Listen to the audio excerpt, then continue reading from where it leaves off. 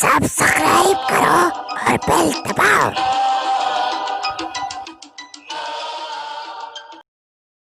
السلام علیکم۔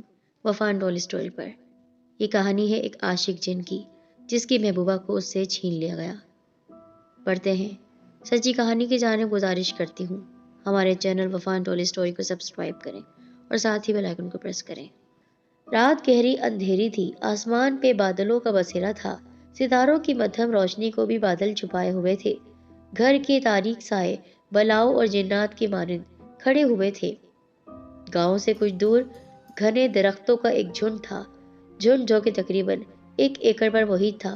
وہاں جنگلی کیکر، جھاڑیاں اور بہت سے درخت تھے۔ درختوں کی اس جھنڈ سے ایک سایہ برآمد ہوا۔ اس کا لباس اس وقت سیاہ لگ رہا تھا۔ وہ تیز مگر محتاط انداز میں چلتا ہوا گاؤں کی طرف رواں دواں تھا۔ گاؤں میں پہنچتے ہی وہ ایک گھر میں داخل ہو گیا۔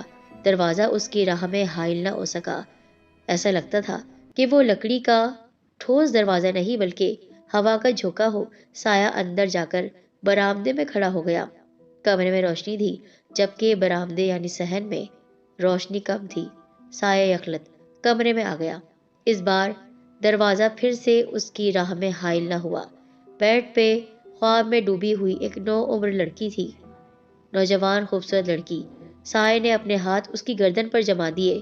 لڑکی تڑپی، بری طرح تڑپی۔ آخر جان آسانی سے تو نہیں نکلا کرتی نا۔ اس لڑکی نے بھی بہت ہاتھ پیر مارے۔ وہ ابھی زندہ رہنا چاہتی تھی، مرنا نہیں چاہتی تھی، ورنہ ہر انسان خود کو فرعون سمجھتا رہے۔ اور خیر لڑکی کی جان بہت مشکل سے نکلی، مگر نکل گئی۔ اس کے گلابی چہرے پر موت کی زردی چھا گئی اور آنکھیں حلقوں سے ابل پڑی تھی۔ سایہ نے جب اس کی موت کا یقین کر لیا تو ایک جھٹکے سے واپس پلٹ گیا۔ اب کی بار اس کی چال میں فاتحانہ پن تھا۔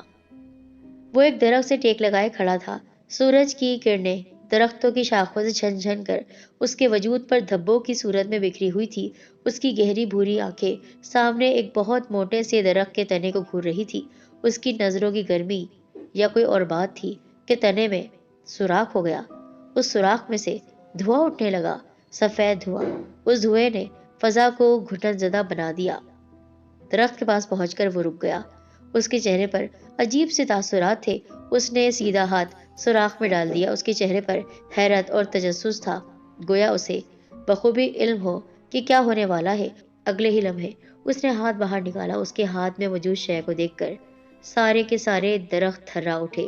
اس کا کلیجہ دہل گیا اور دل ہول گیا۔ وہ اس شے کو ہاتھ میں لیے بیٹھ گیا۔ اس کے ہاتھ میں لرزش تھی، اس کا پورا جسم ہی لرز رہا تھا اور بری طرح کانپ رہا تھا۔ اس کے چہرے پر اذیت تھی، تکلیف، کرب، غم، پچھتاوا، سب کچھ تھا۔ اور ان میں سے کوئی ایک شے ہمیشہ لاحق تو ہو جاتی ہے، اس کے پاس تو وہ سب چیزیں ایک جیسی تھی۔ اس کا رونا تو بنتا ہی تھا۔ اس نے لرزتے کانپتے ہاتھوں سے اس شے کو محبت اور عقیدت سے آنکھوں سے لگایا اور رونے لگا۔ وہ بچوں کی طرح پھوٹ پھوٹ کر رو رہا تھا۔ اس کے انداز سے لگتا تھا کہ اس کا دکھ نہ ختم ہونے والا ہے۔ وہ رو رہا تھا کیونکہ رونے کے علاوہ اور کچھ بھی نہیں کر سکتا تھا، اور جن کے پاس رونے کے علاوہ اور کچھ نہ ہو وہ ہمیشہ روتے ہی رہتے ہیں۔ اس کو پھر یہی بات ہمیشہ رلاتی، اس کے پاس آنسوں کے علاوہ کچھ نہیں بچا۔ ایسے لوگ یا تو دوسروں کے آنسو پوچھتے ہیں کہ ہم رو رہے ہیں، کم از کم دوسرے تو خوش رہیں، یا پھر یہ سوچ کر دوسروں کی آنکھوں میں بھی آنسو بھر دیتے ہیں کہ ہم رو رہے ہیں تو دوسرے کیوں خوش رہیں، ان کو بھی رونا چاہیے، سب کو رونا چاہیے۔ اس کا شمار بھی آخر ان لوگوں میں ہوتا تھا کہ اگر وہ رویا تو پھر کسی اور کو بھی کوئی حق نہیں تھا کہ وہ زندہ رہے اور خوش رہے۔ اگر اس کی زندگی برباد ہوئی تھی تو پھر سبھی کو برباد ہونا چاہیے، اوروں کو بھی آباد اور خوش رہنے کا حق کیوں ہو؟ آخر کیوں؟ وہ اٹھا، ہاتھ میں موجود چیز کو اس نے اس احتیاط سے واپس شگاف میں اسی سوراخ میں رکھا، گویا ذرا سی ٹھیس بھی اسے ریزہ ریزہ کر دیتی۔ اس کے ہاتھ باہر نکالتے ہی سوراخ بند ہو گیا۔ جیسے یہ جگہ تو ہمیشہ سے پر تھی۔ اس کی سرخ آنکھیں دہکنے لگی، آگ تھی۔ اس نے آنکھیں بند کر لی اور رات کا انتظار کرنے لگا۔ وہ رات جو اس کی خوشیوں کو کھا گئی تھی، وہ رات اب دھیرے دھیرے سب کو کھائے گی۔ ہاں ضرور کھائے گی۔ اس نے ایک عزم اور ارادے سے سوچا۔ اس کے ارادوں میں پختگی آ گئی، پہاڑوں کی سی پختگی۔ شام دھیرے دھیرے رخصت ہو رہی تھی۔ اس کے وجود میں تاریکی کے نیزے اترتے جا رہے تھے۔ اس کا وجود ان نیزوں کے زخموں سے سیاہ ہونے لگا، اور پھر شام ساری کی ساری کالی ہو گئی۔ اس نے رات کا سیاہ لباس پہن لیا۔ آج آسمان پہ بادل نہیں تھے، آسمان ستاروں سے سجا روشن تھا، مگر اس کی سجاوٹ میں ابھی ایک کمی تھی، اور وہ کمی چاند کی تھی۔ چاند ابھی کہیں چھپا ہوا تھا۔ سارا نے آنکھیں میچ کر ایک گہری سانس اندر اتاری۔ وہ اپنے بابا کو کھانا دینے آئی تھی اور اب چائے بنانے کے ارادے سے کچن میں جا رہی تھی۔ اس کا ارادہ صبح کے لیے کھیر بنانے کا تھا۔ ابا کھیر شوق سے کھاتے تھے۔ سارا نے دنیا میں خون کا ایک ہی رشتہ دیکھا تھا، صرف ابا ہی تھے۔ اماں اسے پیدا کرتے ہی چل بسی، اور کوئی رشتہ دار نہ ہونے کے باعث پچھلے کچھ عرصے سے ابا بہت بیمار رہنے لگے تھے اور اس کے لیے فکر مند بھی۔ وہ چاہتے تھے کوئی اچھا لڑکا دیکھ کر اس کی شادی کر دیں۔ پچھلے دنوں انہوں نے ایک دوست کے توسط سے آئے ہوئے رشتے کو تقریباً سلیکٹ بھی کر لیا تھا۔ لڑکا علی شیر اچھا سلجھا اور تعلیم یافتہ تھا۔ اس کی اپنی زمین تھی اور خود ہی کھیتی باڑی کرتا تھا۔ اچھی خاصی آمدنی تھی۔ گھر میں صرف ماں ہی تھی، ایک بہن تھی جو کہ شادی شدہ تھی۔ رشتہ تقریباً فائنل تھا۔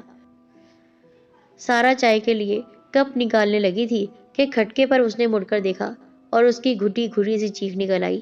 آنے والے نے اس کی چیخ کی پرواہ کیے بغیر آگے بڑھ کر اس کا گلا دبوچ لیا اور اس کی مزاحمت کی پرواہ کیے بغیر اس وقت تک دبائے رکھا جب تک اس کی سانس دم نہ توڑ گئی۔ پھر وہ اطمینان سے پلٹا اور باہر نکل گیا۔ شہروز عالم ایک ڈاکٹر تھا، ایک نوجوان ڈاکٹر۔ اس کی والدہ وفات پا چکی تھی۔ باپ عالم بخت رئیس تھے، جدی پشتی رئیس۔ شہروز بچپن ہی سے باہر یعنی شہروں میں رہا تھا اور اب ڈاکٹر کی سند لے کر لوٹا تھا۔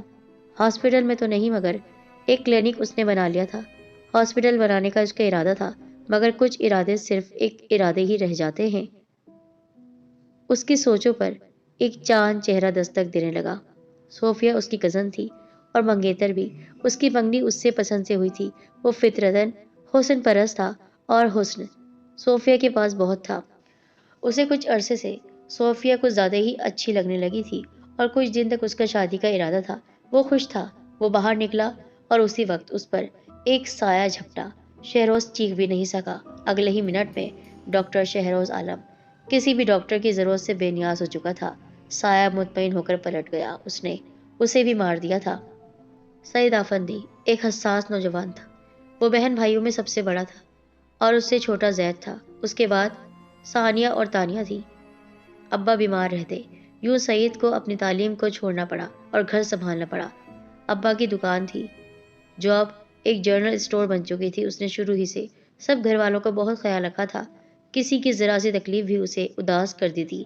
پچھلے کچھ دنوں سے گاؤں میں ایک آفت نازل ہوئی تھی۔ کئی لوگ موت کا شکار ہو گئے۔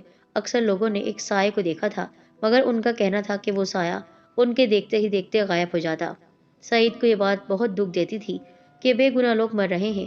اس نے اپنے ایک دوست شیراز کے ذریعے سے ایک عامل سے رابطہ کیا۔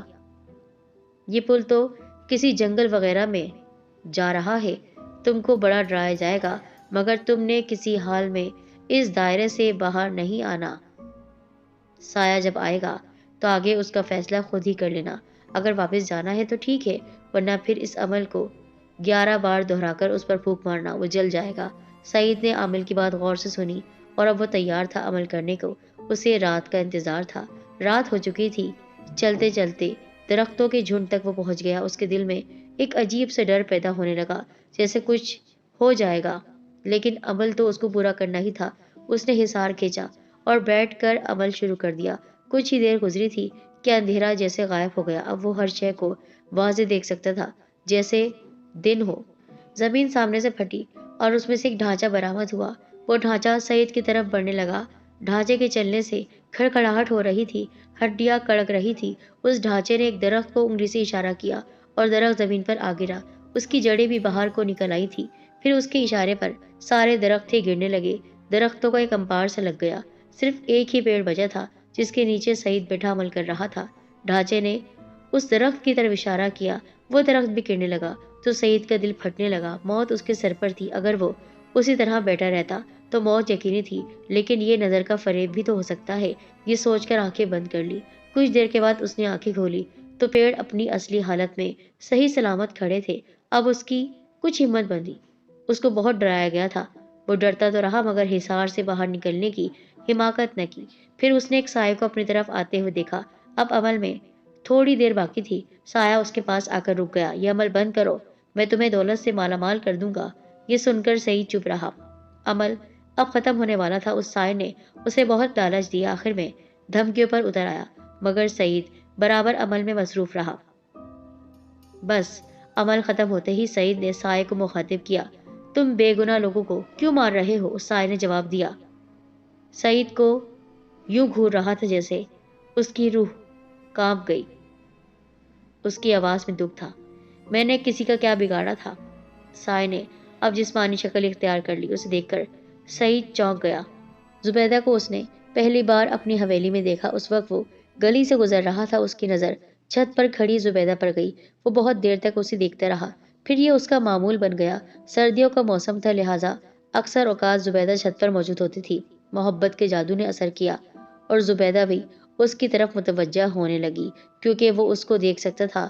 اور پھر اس نے خود کو انسانی روپ میں ظاہر کر دیا۔ وہ ایک جن تھا، لیکن بہت خوبصورت جن تھا۔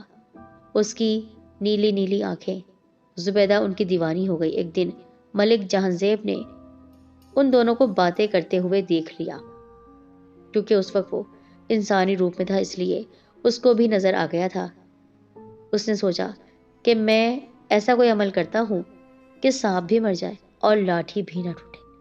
دراصل وہ زبیدہ کی شادی نہیں کرنا چاہتا تھا، کیونکہ اسے جائیداد میں سے حصہ دینا پڑے گا۔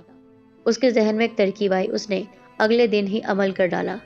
عامل سے پوچھا تو کہا، تمہاری بیٹی کے پیچھے ایک جن پڑ گیا ہے جو اس کی محبت میں دیوانہ ہے، عاشق ہے۔